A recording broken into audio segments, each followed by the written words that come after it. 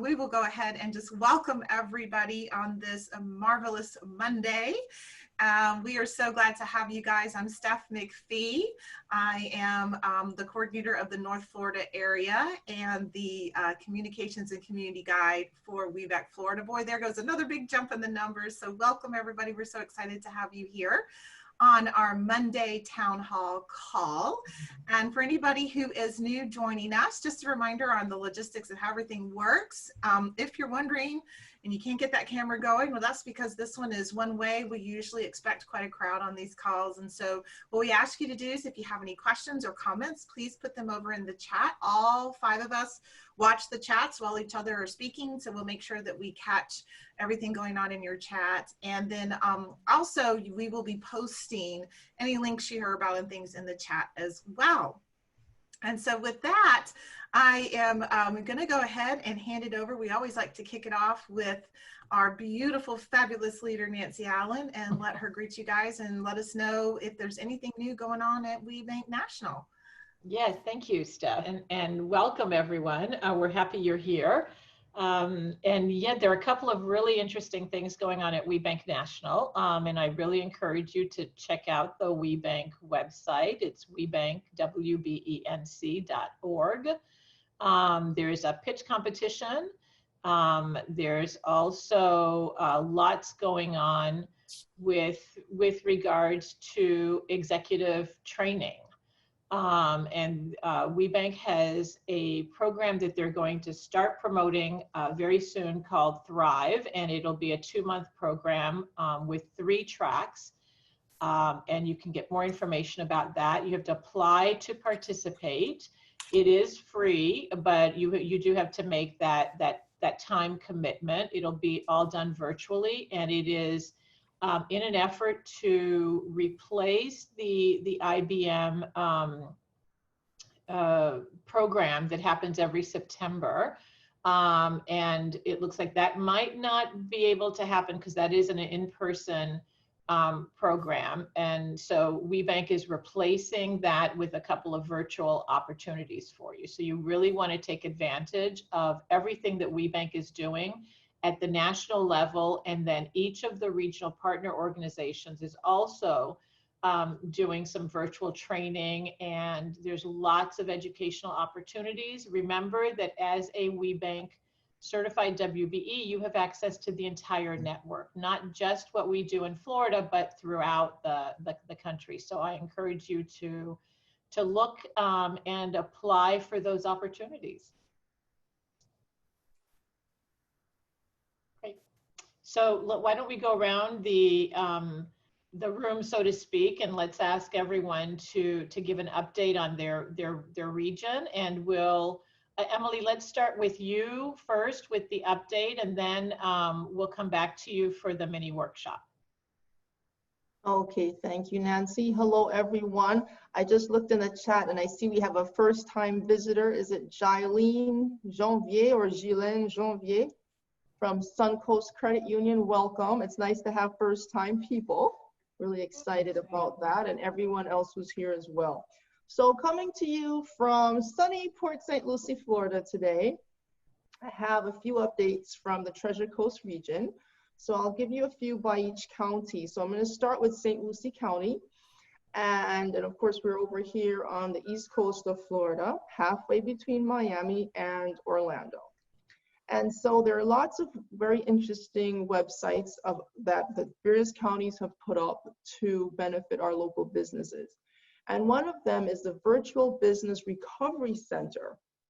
And that is sponsored by our Economic Development Council in cooperation with the SBDC here on the Treasure Coast. And I will put up that link. It's your EDC VBRC. I'll type that in. I'll type in all the links. But that's the Virtual Business Recovery Center. It has all kinds of free resources, workshops, courses, webinars, and so forth. A really excellent resource that has been put together. The other one is Martin County, which is south of St. Lucie County, and it's the MC Biz Hub, and it's their compendium, if you will, of resources as well. So that's a great tool for people in Martin County. But the beauty, as you well know, because these are all virtual resources, it doesn't matter where you are in the state, you can access all these websites and avail yourself to them. But specifically, if you are in those regions, there may be things that are particular to you. Also, there's another resource page called OurSt.Lucie.com, which has some really good links on there. And one of the links includes to all the SBA programs, which can get a bit overwhelming at times, but they have a link to the SBA's debt relief program. So if you currently have an SBA loan, you may be eligible for certain kinds of debt relief for a period of time. So you want to check those sites and make sure, because you may be eligible not to pay for the next 6 months on a loan. So that's something you really want to look into. And that's directly with the SBA, but this particular site, OurStLucie.com, had links to all those sites as well. And then Palm Beach County is coming out with an app called Combat COVID. It's an app designed for the crisis we're in now. And they have it as, again, a one-stop shop location to get all the resources available, not only to businesses, but just to citizens of the community on what's going on. So it's an app called Combat COVID, and I believe it will be available very soon if it's not already up. And then finally, I want to say Trail Day, as Joanna highlighted last week, was Saturday, June 6th, not January. And I had all the great plans to go out in nature. Unfortunately, I wasn't able to go, but still I was able to think about it and look at my pictures and so forth. So I hope you guys got a chance to go out and do something somewhere on some trail. And if you did, tell us where you went. Okay, that's it for me from Port St. Lucie. Beautiful. Thank you, Emily. Diane, how about you from Orlando? Okay. Well, one of the exciting things that happened here, Orange County had received some money from the Federal CARES Act and said that they were going to go ahead and give it away to applicants. There was $72.9 million set aside each for businesses and for individuals. That site opened this morning, or the application opened this morning, and within 20 minutes, they had to close it down because they had 2,000 applicants. Wow. So not sure about, whether you can still get in. They said they will put out some information and plan to reopen it on Wednesday. So not sure what the status is, but they were overwhelmed with applicants, which I think shows that people really are, some people really are struggling or are trying to not to struggle. The money can be used for businesses. You can use it for funding your business, and for individuals for rent and paying bills. So that was a big deal. Also, I'm watching federal Congress was doing some rejiggling of how the PPP money can be used. I see, Steph nodding her head, everyone's nodding. So just keep on top of that, everyone. We can't possibly give you all the updates here federally, but some of what they're doing is forgiving a little bit more of the loans if they are used for not just payroll, but also for things like rent and those kinds of things. So rent and leasing. So just watch for that. That's really important. Otherwise, here we're just dodging tornadoes in Central Florida. Other than that, everything is good. Great. Everyone stay safe. Yeah. Joanna, why don't you go ahead and report out for Tampa Bay? All righty. Hi, everybody in Tampa Bay. Emily, I know that this Saturday we were wanting to go on a trail run too, or hike, and the weather was just not cooperating this weekend. But last week when we were where did we go? Oh, Venice. We went to Venice Beach. We visited Casperson Beach, and that is like a historical place known to find shark teeth. And so we took the boys out there, and they had a little mini trail. So we kind of did that earlier in the week. So I guess I'm going to count that for our trail day. But just make sure to get out and enjoy this sunlight. We never know when we're going to have it, when it's going to rain. But in the Tampa Bay area, it's really nice what they've done here because the Hillsborough County has a grant that they've just released. It's called Rebuild Community-Based Business Grant. And I'm going to read to you about it. It's community-based small businesses are the backbone of the community. Hillsborough County's Rebuild Community-Based Businesses Grant Program will provide immediate relief to community-based small businesses impacted by civil unrest during the weekend of May 29, 2020. So selected qualified applicants will be able to receive reimbursement grants of up to $50,000 to repair, restock, and reopen businesses. So I can upload the website also so that you can apply if your business was affected during that weekend. So that's pretty interesting. And then also we have the Working Women of Tampa Bay, which is led by Jessica Ravelli.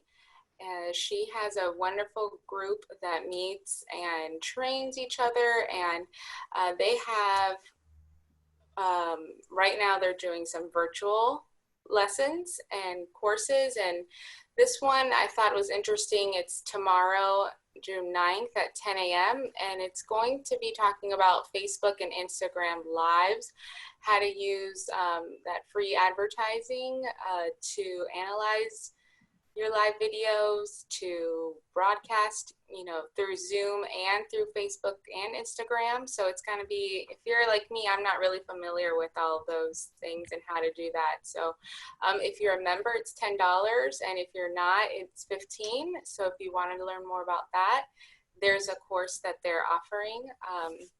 And also the ECC, which is the Entrepreneur Collaborative Center, is a place in Ybor City. It's a resource for business owners where you can get a lot of information about different organizations and what they do. And they have a newsletter that goes out with events that are going to be happening. If you're in the tech field, Synapse Converge, it's a digital interactive conference, so anyone can attend this. It's June 9th, 10th, and 11th. And that's something that if you're in the tech industry, I would check that out. And I think that's it. Just for this week, National Best Friend Day is today. So think about some of your best friends out there and reach out to them and say hello, how are you? But other than that, that's it for Tampa Bay. Great, thank you. And it's always nice to reach out. So thanks for reminding us about National Best Friends Day. Okay, Steph, how about you? North Florida. Well, hi everybody. And when we started the call, we forgot to welcome everybody into phase 2, right? So the governor announced that other than down south, Emily, where you guys are, the rest of us have moved into phase 2. And of course, up here in North Florida, that has really been the main focus. We're all tourist centers. This is a huge tourist center. A lot of people come here, especially down from Georgia, at the beginning of the summer season. And so it has been huge as now that they've opened the bars and the retailers opening up to 100%. And the other thing, obviously, is the impact on events. And so now that events of 50 people are going to be allowed, we are starting to see the chambers and a few other organizations starting to announce events that will be occurring in July. So just, I want to tell everybody, if you are interested in getting out again and starting to network, so please make sure that you're checking. I know that the Jacksonville Chamber is already starting to plan some in-person events in July. The St. John's Chamber hasn't officially announced yet, but they are potentially going to try a couple of things in July. And again, you'll just need to notate any enhancements, anything that they've added from a CDC standpoint to those events. I don't know those facts because, again, these are just now things I just heard from the PWC, the Professional Women's Council at JAX today, that they are looking to do an event on July 1st. And I know that's a huge place for a lot of people in Jacksonville to go network. So my best advice is to make sure that you're signed up for all those newsletters if you're not. And as soon as they open registration, if you're interested, and then also just to be mindful because they know that they will still have some guidelines around CDC that will be required for these events. And just making sure that we're all getting the word out to be prepared for that. Another thing that I noticed that was interesting is that here in St. Johns County, one of the things that the chamber was offering is that if you're a member, you can list any kind of specials or offerings or deals for your locations on their website. And they're also promoting those lists, Member Monday, and a lot of different things to help you promote your businesses. So for example, some businesses are offering discounts on gift cards to use at a later time when you feel more comfortable coming out, or there's a lot of discounts going on to a lot of the bread and breakfast around town. So for those of you even not in our area, definitely go out and check out the St. Johns County Chamber. You can follow them on Facebook, and they're putting links to all those specials. And if your business is a member, I think that is so great. I know Flagler County has an app that they're doing to showcase businesses and their opportunities. I think a lot of areas are doing that. So again, make sure that you are getting on these lists if you are a member, and if you are looking to maybe venture out in the state over the next few weeks, then you might want to take advantage of some of these great offers, or even some of the discounts that you could use later on in the year. So, you know, a lot of the funding that was coming out from our area up here has kind of been finished as of June, or will be completed. So make sure, again, if you were looking into the Jacksonville grants that they were doing, the Flagler grants shut down on June 1st. So those are done. They are going to watch, though. I think there is a wait list on their website for the chamber. So you know, again, as we said last week, one of the best things to do, and what I do each week, is I just put in a search on your internet of your county or your city and entrepreneur, and you literally get a list of all kinds of links. That could be grants, it could be a lot of different things out there. The other thing that I will mention, and I know we have sent a few members that are doing this, but there also are a couple of banks. Again, I noticed that on the Jacksonville Chamber, and a couple of the ViStar and a few of the others are offering to help people navigate the loans if you did get one, or if you're trying to perhaps get one coming out soon. Definitely some of those smaller, more community banks are really great places to start.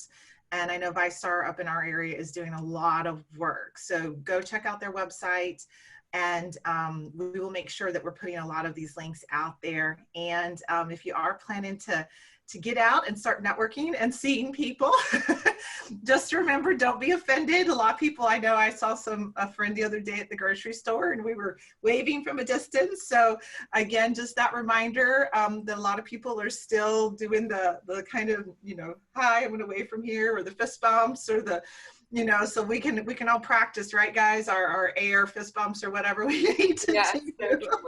And we've talked a little bit about that, and I think that would be a great conversation, because socially it is going to be a little awkward until we all feel a lot more comfortable again. Mm-hmm. And it was just a good reminder when I ran into my friend, because your automatic response is a hug, and she kind of pushed back and then felt bad about it, and I didn't want her to feel bad. So I think we can all go out and just kind of get yourselves ready for that when you go out, on planning on that people are not going to want to probably swap business cards as much. They're not going to want to shake hands.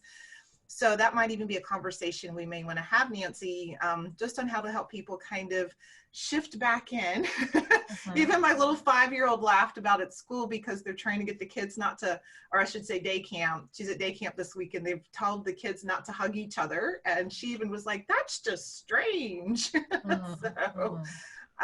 So just be mindful. And if you need anything, remember, we're here for you guys. Absolutely. Thanks, Steph. Yeah, that is a good topic that we could probably do a mini workshop on, is reintegrating your team in a safe and intentional way, right? Because for so many people, we've been isolated for so long. To come back might be a little bit challenging, right? What's appropriate and what's not. So we'll look into those resources and share those with you sometime really, really soon.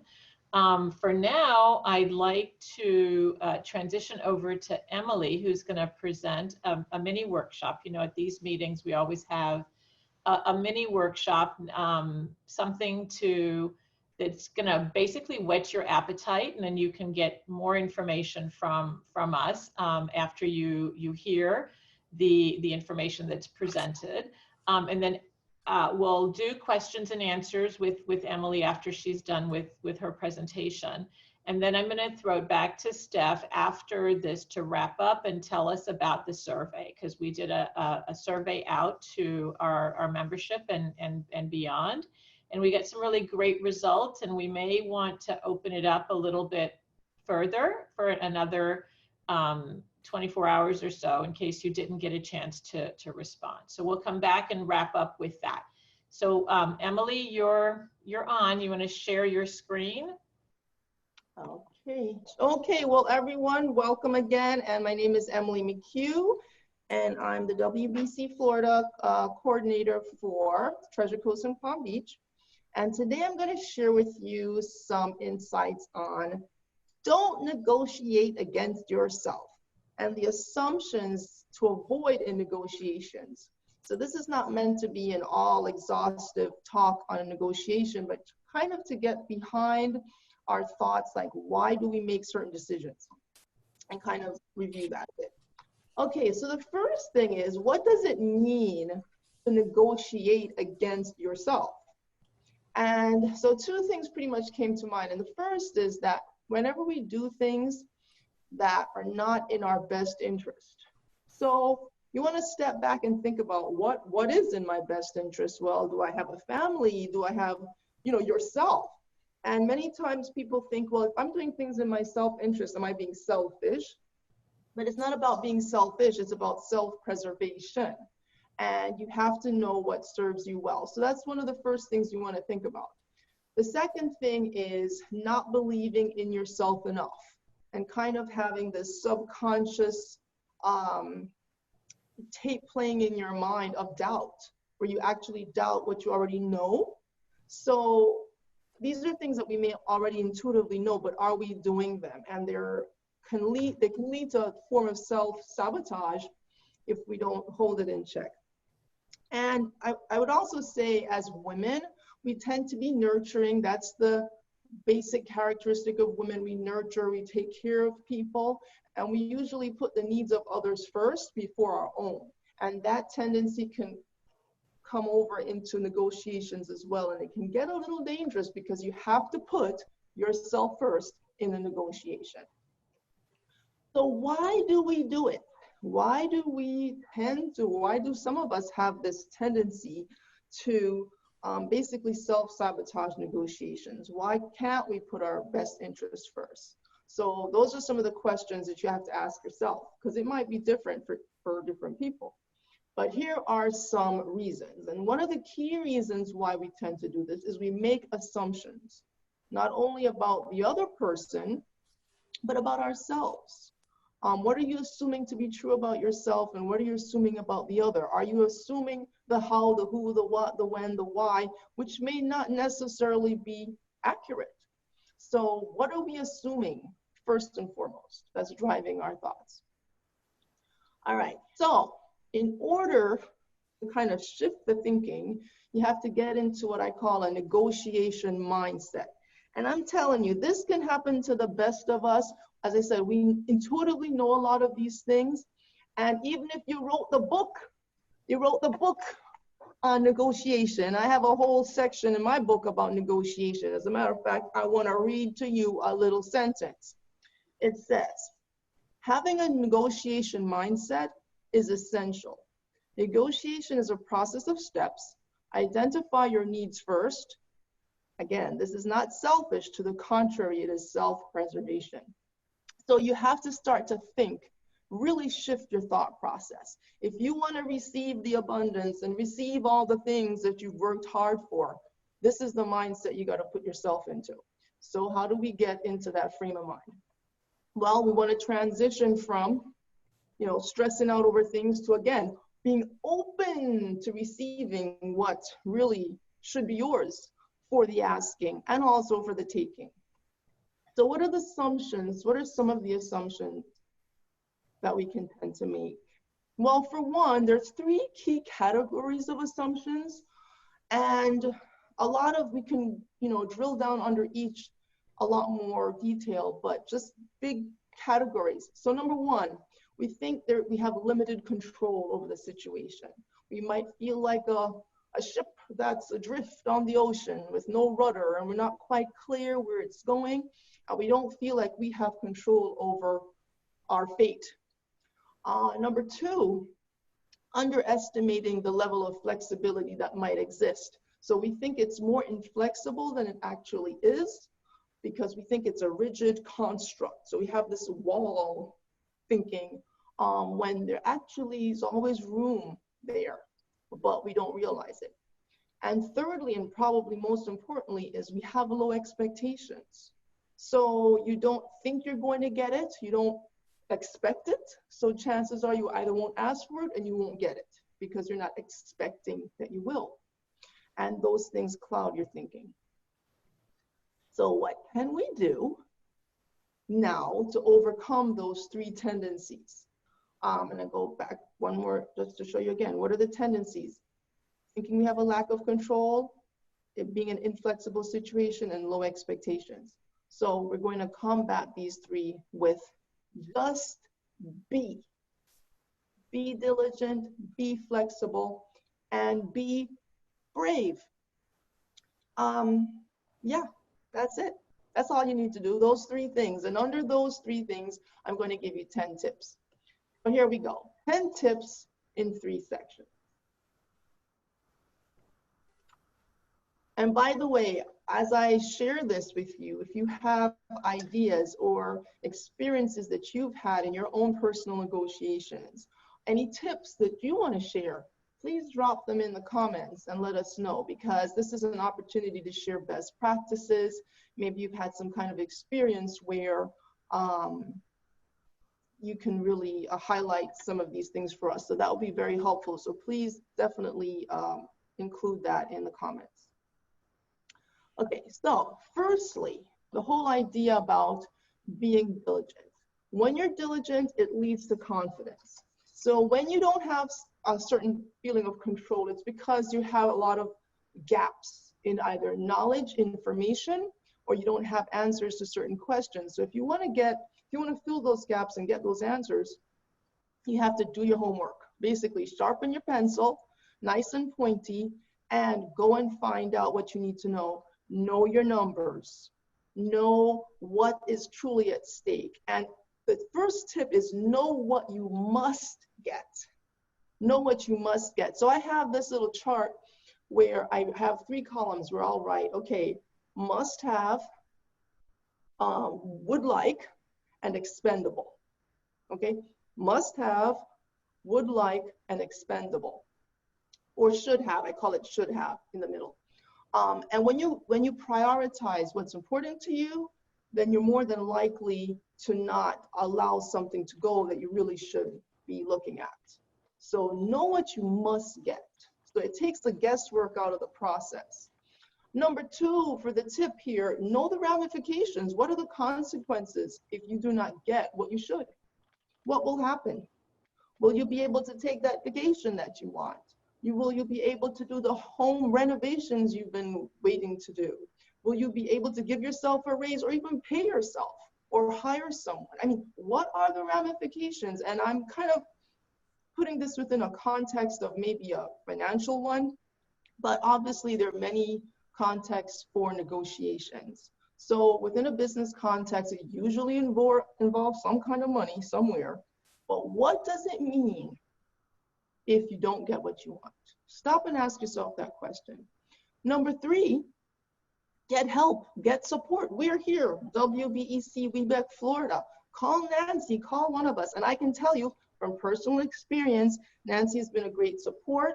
I, not too long ago, had a situation, a negotiation dilemma, and she was the voice of reason and really helped me walk through some ideas and taught me through some things. And that having that sounding board was invaluable to me. So I encourage you, reach out, get help from people who you know are good at this, that they can at least listen to your ideas and listen to your train of thought, because sometimes it's just how you're thinking that needs to be evaluated, you know, or at least have some feedback on it. So don't be afraid to get the help. So now we're into the section of being flexible. Being flexible. And what that does is it leads to creativity. So, you know, negotiation by its very essence suggests room to move. Room to move. It's not hard, fixed, set in stone.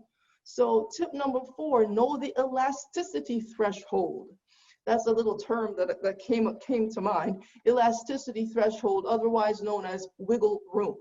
You want to know how much wiggle room you have, because, and push the boundaries of it. Push it a little further. You know, you might think you can stop here, but maybe you can go a little further and so forth. Tip 5, number 5, beware of self-imposed time pressures. So what does that mean? That means that you set a deadline that no one else set for you. Now, we know that negotiations always involve some level of time, obviously, but sometimes we rush to come up with a number, rush to come up with a response, when we could have taken a little bit more time and given ourselves that cushion of space. So take that rush off, take the edge of urgency off, and just relax into taking your time and going and asking yourself these questions that I've been putting to you. Tip number 6, expect curveballs. That is a given, the unpredictable variable for which you had no anticipation up front. When you started that negotiation or when you got into that contract or whatever, you didn't imagine something could come up, or you maybe anticipate the response of your, I call it opponent, if you will, or the other person you're dealing with, that they may have responded to you in a way that you didn't expect. So you weren't prepared for it. So you want to start to think about what are some of the things that could come up that could derail your negotiation or could impede the progress that you're seeking. And know that there's always something. You can be counting on that. All right, so now that brings us to section 3, be brave. And this shows courage. This shows courage.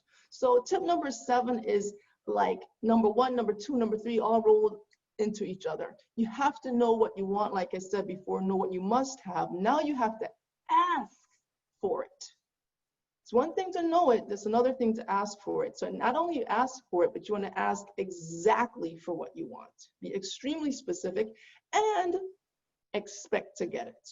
So you have to position yourself accordingly. So if you're asking for something, you have to be, if you give someone a price, for example, you have to know you're worth that price, or what you're offering is worth what you're putting forward. And if you have doubts about it, you maybe want to step back and review what allows you to back up your numbers, but be able to justify it to yourself and to someone else. But position yourself, if you're the premium, high quality, made in USA, all of that, well, that comes at a price, and this is what it is. Okay, so you've got to let people know exactly what they're getting from you and that you can back it up. Tip number 8, avoid assuming and imagining things. We imagine what the other person's thinking. Oh, they won't like this. Oh, I don't think they're going to want this. And you know what? These aren't things we might verbalize, but we're thinking it. Again, going back to the subconscious situation, all these tracks are running in our minds about what people are thinking, and we have no idea. We could be totally wrong. And yeah, this is amazing. And so that's a place where we can trip up really easily. Our assumptions can get the better of us. And as I said earlier, not only assumptions about the other person, but about yourself. You're assuming things about yourself that may not be so. I know it sounds strange, but it's true. Okay, so tip number 9, do not retreat. Allow the opponent to counter before making any concessions. Again, that's common sense 101. But do you know how many times we can fall into this trap? I will raise my hand. I have fallen into that trap more times than I care to admit. And the question is, why? Why? One of the reasons is because I have imposed my own time frames on myself that were not real, that were my own doing. And so as a result, I'm like, okay, let me get back, let me counter this, or I think they're, okay, so let me give you a more specific example. So let's say you put to someone a price, okay? And you know, it's kind of high, but it needs to be that price. And their reaction is like, oh no, the price is so high. And when you hear that, you're like, oh, maybe I'm charging too much. Oh, maybe the price is too high. And you're like, okay, let me go back and see what I can do. No. You do not do that. You allow them to get used to your price, let the logic sink into their heads that it's actually a reasonable price if you think about it. Let them get used to it and let them come back with their counter. And then if you need to negotiate from there on the number, then at least you have something to work with, but don't preclude them. And as I said, I've learned the hard way on that, because I'm thinking, oh, they reacted so strongly, I must change my price. And no. And then sometimes you do it to your detriment when you had the right price in the first place. They just need to get used to it. And some people, they're trained to react like that. Any price you give them, they're going to be like that, because they want to put that shock value on you so that you will feel guilty and change your price. It's a tactic, it's a trick. And people who are very expert at this do it very well. So you've got to get used to it and realize that people will lie to you in a negotiation. Don't think everyone's being honest. They're not necessarily, okay? So remember, you might come in with the best of intentions, but not everyone else is. So, you know, this is where it gets a little greasy.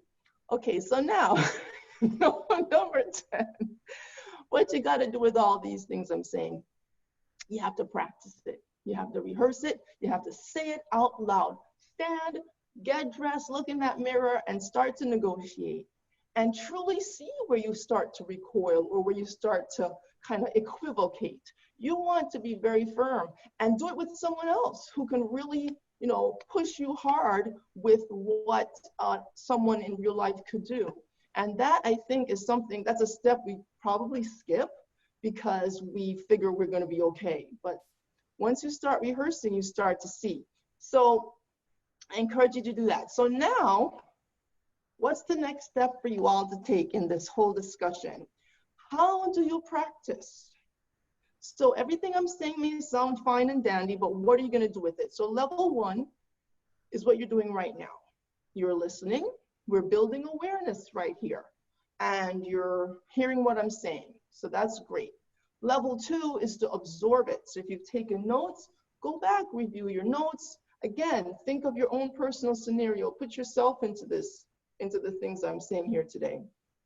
When this video is posted, which it will be on YouTube, I think by Wednesday, or Steph will let you know when it's up, replay the video. Take your time, watch it, stop at different parts to absorb certain aspects and really listen to what we're talking about. Because this is not a once and done thing. It's something you really have to put into practice. And level 3 is exactly that, apply. Apply what you're learning, apply what you're hearing, do role play scenarios, as I said before. Test it out, try it out, rehearse it. You gotta practice, there's no getting around that. And confronting those assumptions.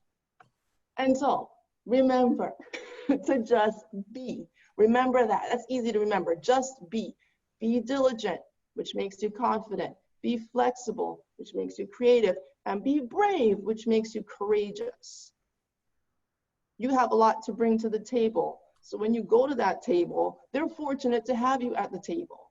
So that's the attitude you need to have. You're not like begging for mercy from someone else. You're there because you have value to bring. And therefore, that needs to be communicated with confidence and creativity and courage. And finally, expect success. And you will get it, because remember, we're all looking up to you, and you know cats, they always get what they want, okay? So If you have the mentality of a cat when you go to negotiate, you won't have any problems because their expectations are, it's a given, I'm getting what I want. So I wish you the same. Happy negotiating to you. Voila. Thank you so much, Emily. Wow, lots of really important things in this presentation. I'm going to ask you to tell us again that list of 3 things, the columns. It's what we want. What were the 3 things? No, you said you make a list. Oh, yeah. Oh, yes. So I make a column of 3 things. So what I must have, what I should have, and what is expendable, what I can do without. Right. Okay. So what is the difference between what I must have and what I should have? Well, actually, maybe it's almost the same at this point. What you must have is like the baseline. You definitely cannot do without X, Y, Z. Like without that, you have no deal whatsoever. What you should have, you could say, or what you want to have, maybe I should change it to that, is something, the extras that you would like to have, but, and would be really good, but it can go either way. The expendable is truly that. I mean, it can go either way too, but it's more expendable than should have. So it's just kind of on a scale where you want to shift things and knowing what you must, what you really need to be happy, to feel that you fulfill the goals. And you know, I will just share this too, that when we're doing calculations on pricing and so forth, you always want to do it at the unit level and then multiply it out. And then when you're done, really imagine what will you personally be left with. If you're left with a number that you can't live with, then clearly you have to go right back through the process, but it always has to come back to you. Right. Beautiful. Thank you. And I think that's, you know, really sage advice of doing those columns, not only in a negotiation, but just in life in general, right? If we take a look at where we are and what we must have, right, to survive or to make a particular project work, what we want is a little bit different than what we absolutely must have, and then what is expendable. And I think it's really important to go ahead and make that list of what is expendable, because as you said, during the negotiation process, those are the things that you can kind of concede, right? And you pointed out a really important fact as well, Emily, which is women are not very good negotiators, or we don't think we're very good negotiators until we really realize that we negotiate all day long, right? If you have children especially, if you're with a close family, you're negotiating. It's all a process of give and take. Now, translating that into a business situation may be a little bit, more challenging, but we are really skilled negotiators. And when we're armed with what we must have versus what's expendable, then we can really use a negotiation to our advantage. So thank you. Let's see did we have questions come in from the chat? Let's see. Diane, you want to go ahead and ask your question? Yes, you were talking about some of the things that we imagine, and you said the exact words were that we imagine some things about the other assumptions and imaginations, I guess. What did you kind of mean by that, and what are some of the things that we might imagine that the other people are thinking that could be detrimental, and then how would you handle that? Okay, so one of the key things we tend to imagine is what the other person can afford. We're always wanting to know what can they afford, and so you never truly know sometimes. And getting caught up in that questioning is where we get off, because we're trying to figure, well, I think they can afford 50 or maybe 75, or maybe it should be 100. No, I think maybe they really should be 45. And so we go through that, and that's dangerous because 9 out of 10, you're going to land wrong because it's a big old guess. So we want to be more strategic in how we come up with these numbers. It's not really what they can afford, it's what you need to charge. And if it so happens that they can't afford it, well, can you offer a payment plan? Can you do something else? But you charge for what you need to charge. And you're being real. And then, are they your right client? If they can't really afford you at all, are they the right client for you? Maybe they're not. Again, you're positioning yourself for them to see you as the ideal solution for them. Okay, that makes sense. Thank you. Thank you. Right. I think part of being flexible as well is being able to walk away, right? You made that point, Emily, that sometimes we just have to walk away from a client or a project because it's just not a right fit.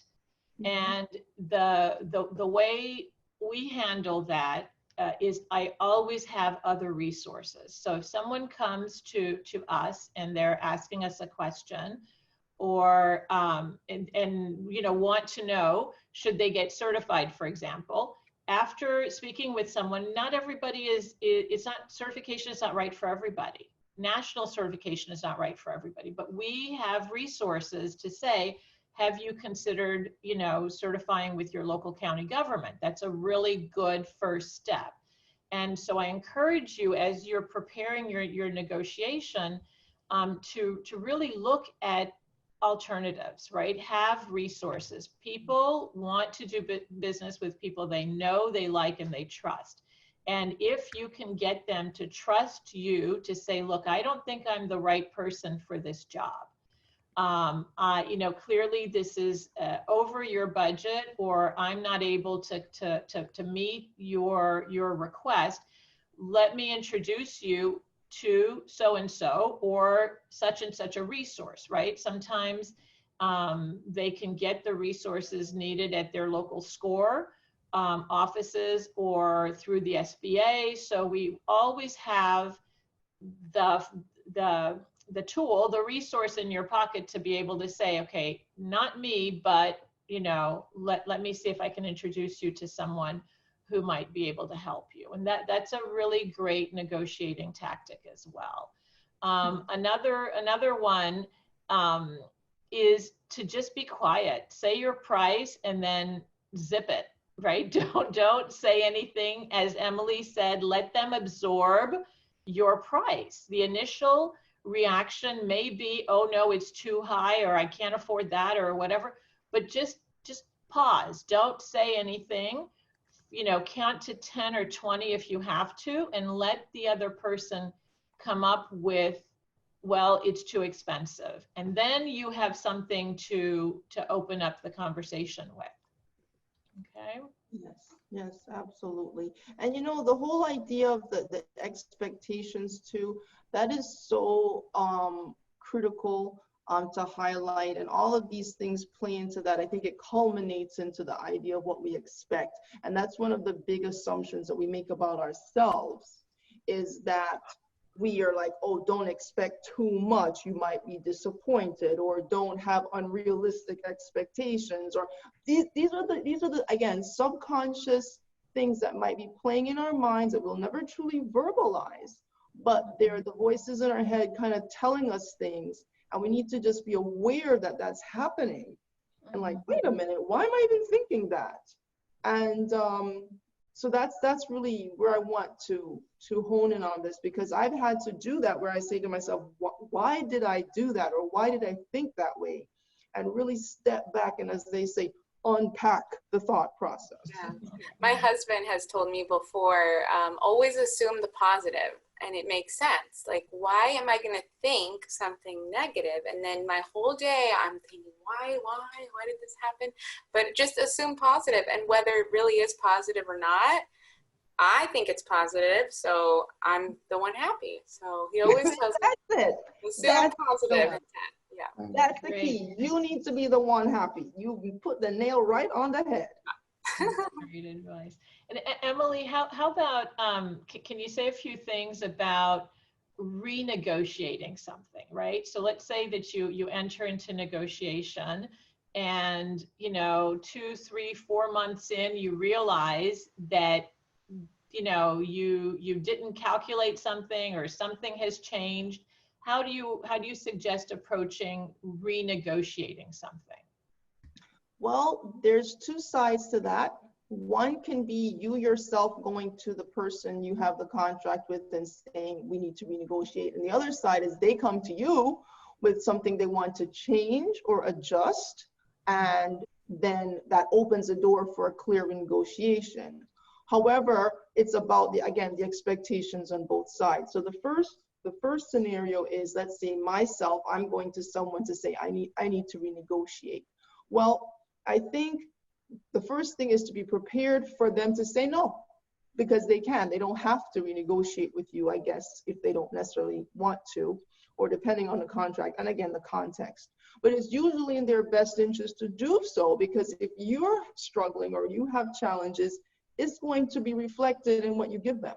So it's usually in their best interest to at least try to meet you somewhere. And I think it's just fair to say, you know what, there's certain things that came up that we truly did not anticipate, and this is the reality.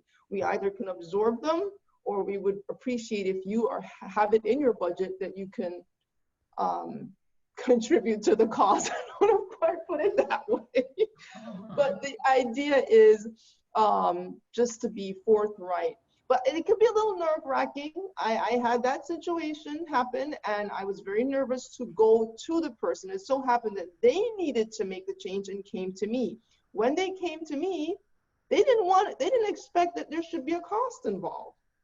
And that was just kind of ludicrous. Of course, there's always going to be a cost with any change that you kind of make. Usually there is. So it's unreasonable to expect there's no cost when there is one. And that concept is called anchoring.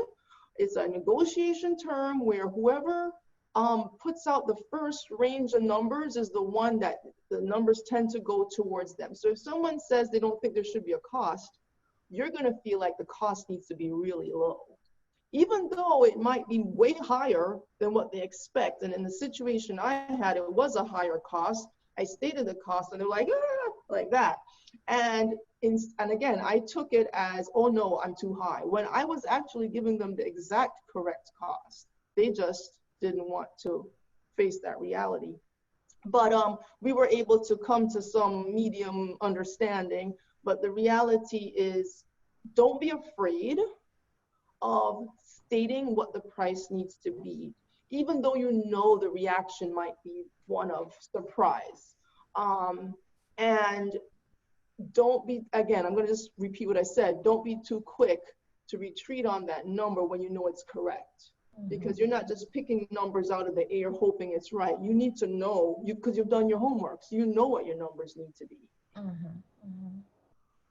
Great. Well, thank you very much, Emily. It was really enlightening, and I love the fact that you were able to bring in your own personal experience with this, right? Because I think that all of us learn when we share. And you gave us some really great tips about confidence, creativity, and courage, right? I love those since that's partly my motto. So thank you very much. And Steph, I'm going to ask you to come back and let us know when you think this presentation will be up on YouTube, and then to talk to us as well about the survey. Yes, and thank you so much, Emily. I know I've definitely been on the other end, and I think I'll just add, think about if you've ever been in a situation where you've had to go to a 1099 or worked with a 1099 and push back on something. And so I've taken some really great learnings from when I've had somebody say, well, you know, actually, we need to renegotiate that. So I think that's a great way to go back and put yourself in a situation on that. So just to let you guys know, the goal every week is to edit this presentation and get everything up on YouTube on Wednesday. And at the same time, we post everything in the online group. So if you have missed anything, just let us know. As Nancy said, we want to thank everybody who participated in the survey. I am popping the link in there. It is still open, but we are so excited about the results. And the reason I mentioned that, number one, Two of the things that you guys requested are, one of them, masterminds is one of Nancy's favorite things to do. So that was a very loud resound that two of the biggest things everybody wanted was more things that are pre-recorded that you can watch later, and having some mastermind conversation groups, which again are some of our favorites and some things we already have in the works. So we were thrilled about that. And then also to really understand the audience, where you guys are right now during COVID, to know many of you have had to pivot, but you're still doing well and thriving and growing and haven't had too much impact to your business. And those of you that are gave us some really great feedback on the areas. So what we will be doing with that information is to utilize it, and it'll help us not only look at what we're going to do from the session. We still are going to offer these live sessions, but we are looking at some more pre-recorded opportunities, as well as, I said, some more opportunities to deep dive. And actually, I will add to what Emily said. When I started my business, I actually, Nancy was, she's a great resource, but also creating a group to lean into, whether it be your own mastermind or your board of directors, however you want to do it, but definitely to surround yourself with people that you feel confident that will, number one, push back and be very honest with you. And so to test out your pricing. And it turned out two of those then became customers of mine. So you just never know where those conversations are going to lead. They were really great. But yes, so please let us know if you do. The survey will still be open, so we would love your feedback. Some of the other things we did here is definitely, I think a lot of you guys had to get into more of this live virtual setting with Zoom. As we all know, Zoom fatigue has been something. But on the counter side of that, we also know now that some of us will be going back out and integrating again in society. I laughed the other day, team. I looked at my high heel shoes and I said, my feet are going to run away. Because they haven't been in anything but my flip-flops for 3 months now. I started to go to a business meeting last week and I was still wearing my Crocs, and I said, oh no. Like our feet are just gonna rebel from proper dress shoes. And so we will definitely be looking at that. And like I said, technology, financial, and then a lot of you asked for more information on partnerships and of course matchmaking, which is a great segue, Diane, if you want to real quickly wrap us up with this week's Go for the Greens call reminder. Yes, right now, well, we are, we had our last person, anyway, yes, we have a call, and it's at 2 p.m. on Wednesday, and it's a surprise who's going to be on there. Yeah, so just the link is in our email when we send it out, but we do want to remind you, because they do have, they are offering a matchmaking as well on some of these calls. So definitely make sure to check that. So that was one of the things that you guys talked about. And then again, more information. We're on Home Depot, and then we have a couple others. We have Raytheon, but one of those has to step up. So we have, that's what happened. Awesome. Well, and then, like I said, the replays on YouTube are fabulous as well. You've had some really great companies. So again, just stay tuned. Keep letting us know how we can help. The email today also had links to all of our emails. Feel free to reach out. We are here for you if you want to come have any kind of conversations and brainstorm. I know I'm still housebound and under quarantine for the rest of the year. So you guys, I won't be on the road as much. So definitely feel free to schedule some time. And for those of you who might be sitting on the fence about certification, there is no better time than to go ahead and complete your certification right now. What we have found, I know in my conversations doing site visits, as I'm sure as all of the others on the team, number one, it is a little bit of a quieter time, but also we know things will be beefing up soon. So it's a great time to go ahead and get that process complete. And to be prepared once things get ready, because you just never know as things starting back up. And you know, some of these institutions, like I was working with somebody that does a lot of contract work with Disney, and she didn't realize that other companies needed this. And so now in order to expand her business, she needed the certification. And of course, Disney was thrilled she was getting it as well. So it was a win-win.